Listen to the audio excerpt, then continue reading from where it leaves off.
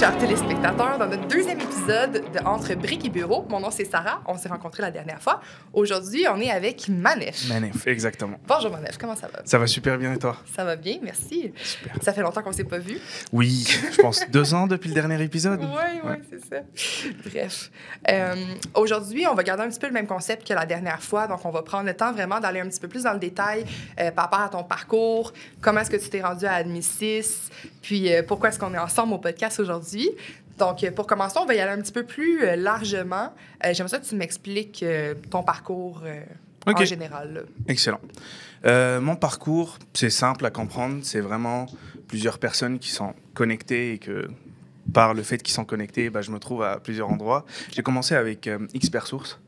C'est comme Soumission Rénovation, une entreprise de mise en relation, mais entre des clients qui veulent vendre leur propriété et des courtiers immobiliers pour les aider à vendre leur propriété. Donc, j'ai travaillé, je pense, 1 an avec eux. Tu as commencé avec Xpersource quelle année? Je suis vraiment nul en tout ce qui concerne les dates.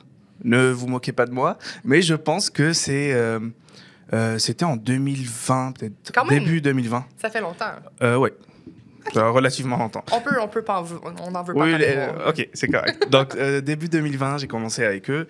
Après une année, vu la fin de mon contrat avec Xpersource, Dominique, le président d'Xpersource, m'a présenté à Michel, qui est le président de Soumission Rénovation. Mm-hmm. Donc, il lui a dit, voilà, j'ai cet élément-là qui cherche un poste, parce que là, j'étais en recherche encore d'un autre job.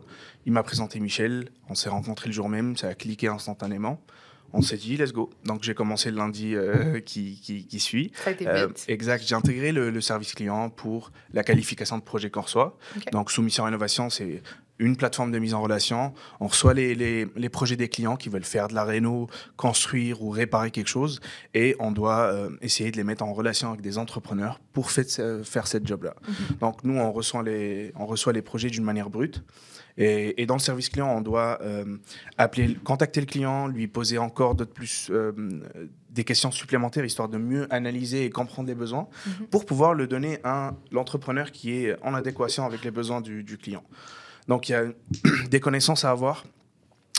Dans le domaine de la construction, de la rénovation, il faut avoir une certaine analyse des projets, il faut vraiment poser les bonnes questions aux clients pour voir si... c'est pas que ça n'a pas de valeur ou autre, tous les projets en ont, c'est juste pour voir la validité et la cohérence entre ce que le client veut faire et il demande, parce que les clients n'ont pas la même connaissance que les entrepreneurs. Donc parfois, juste le terme mal utilisé de rénovation majeure ou rénovation générale pour juste changer du carrelage, c'est pas la même histoire. Donc, j'ai travaillé pendant, je pense, 3 ans avec Soumission Rénovation. À la fin, j'ai voulu tenter un tout petit projet de vente en ligne. C'était trop pour moi. Je pense qu'il y avait plusieurs choses que je devais prendre en compte. Ça avait été quoi tes plus grandes embûches dans ce projet-là? C'était que, vu que c'était un peu un projet que je prenais tout seul, et que j'essayais de construire au fur et à mesure, j'étais la seule personne qui s'occupait de tout. C'est une grosse responsabilité. Exact. Donc, je me suis transformé d'un jour à l'autre en négociateur, designer. Créateur de site internet. Je cherchais des fournisseurs. J'essayais de chercher des clients pour qu'ils achètent, que ce soit du plancher, du carrelage, de la robinetterie ou autre. Donc, porter tous ces chapeaux-là, c'était trop lourd.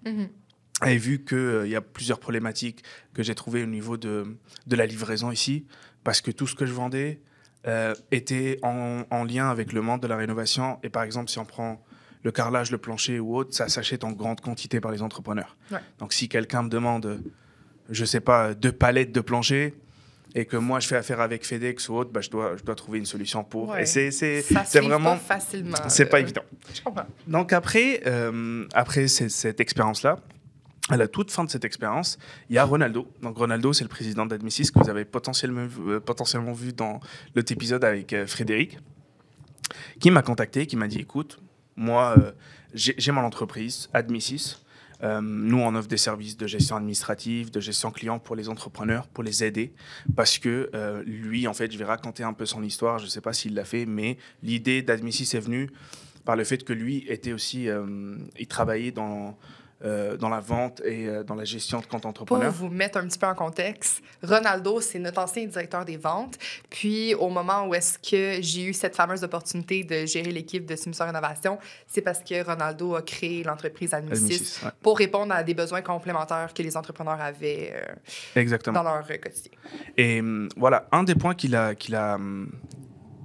vu, c'est que les entrepreneurs, quand ils font affaire avec Soumission Rénovation et qu'ils prennent des projets, ou peu importe qu'ils utilisent n'importe quelle autre méthode pour générer des leads ou des prospects ou avoir des projets, le problème survient au moment où l'entrepreneur doit les gérer convenablement, ou doit les contacter, faire un suivi rigoureux avec eux, via courriel, via téléphone, peu importe, s'assurer que ce client a bien reçu cette soumission, a bien reçu les modifications, est informé de ci, de ça. Et la plupart des entrepreneurs sont comme moi quand j'ai commencé à faire mon propre projet, c'est qu'ils veulent porter tous les chapeaux et ils veulent tout gérer par eux-mêmes. Ouais.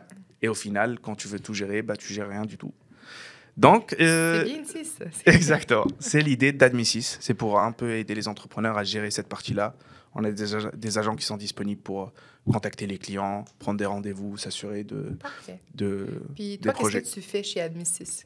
Chez Admisys, je fais un peu de tout. Donc, je fais un peu de marketing. Je fais un tout petit peu de design aussi, des fois. Je m'assure d'accueillir les nouveaux collaborateurs, de leur expliquer en quoi consistent les services. Un peu, au début, j'essaie d'identifier vraiment leurs besoins parce que ce service est vraiment lié à un besoin que l'entrepreneur doit avoir et doit reconnaître. C'est vrai que tous les entrepreneurs peuvent gérer tout par eux-mêmes, mais il faut investir vraiment beaucoup de temps pour que ça soit bien fait. Et c'est exactement, c'est ce qu'on fait. Donc, je fais un peu de tout. Okay, cool. On est encore... ça fait 1 an qu'Admisys existe aussi. Donc, on est encore dans le... Ouais. On essaie des choses. Puis, pourquoi est-ce qu'aujourd'hui, on est assis ensemble à cette table pour tourner un podcast? Exactement. Le podcast qu'on tourne, donc Entre Briques et Bureaux, c'est une fusion, c'est un podcast qui fusionne Admisys et Soumission Rénovation. Vu l'historique qu'on a vraiment abordé dans les 2 épisodes, je pense qu'on a atteint une certaine crédibilité et on peut parler de certains sujets qui visent le monde de la rénovation et de la construction et parler aux entrepreneurs, les aider aussi, comme on a fait dans de précédents podcasts, le fait de parler de la théorie, de la pratique, de faire venir quelqu'un qui explique comment ça doit être fait.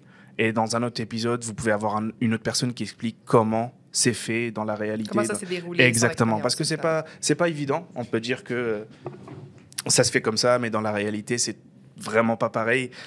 Combien de projets de rénovation ont commencé par une simple rénovation de salle de bain et après, quand on enlève ou on fait des trous, on s'aperçoit que... C'est la rénovation générale. Exactement, c'est la structure. Donc, c'est pas évident. C'est vraiment quelque chose de pas picky, mais où il y a extrêmement d'informations à prendre en compte.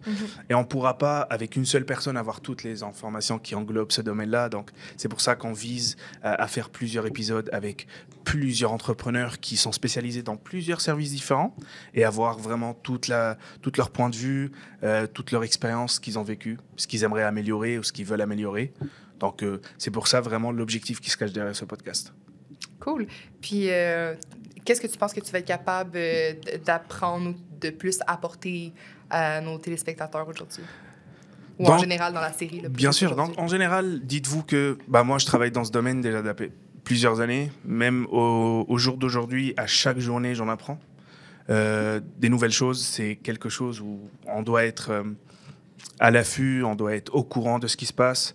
Donc, personnellement, même à chaque début de podcast, si c'est un sujet où j'en apprends sur le tas, j'en apprends directement lors de la conversation ou quand je m'informe avant le podcast.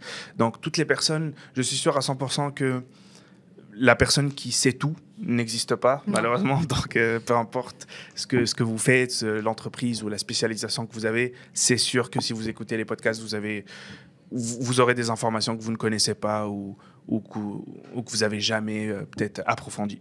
Merci beaucoup, Manef. Merci à toi. Ça fait plaisir. Donc, c'est ce qui conclut aujourd'hui notre 2e épisode d'Entre Briques et Bureaux. Merci beaucoup et à la prochaine. Bye bye.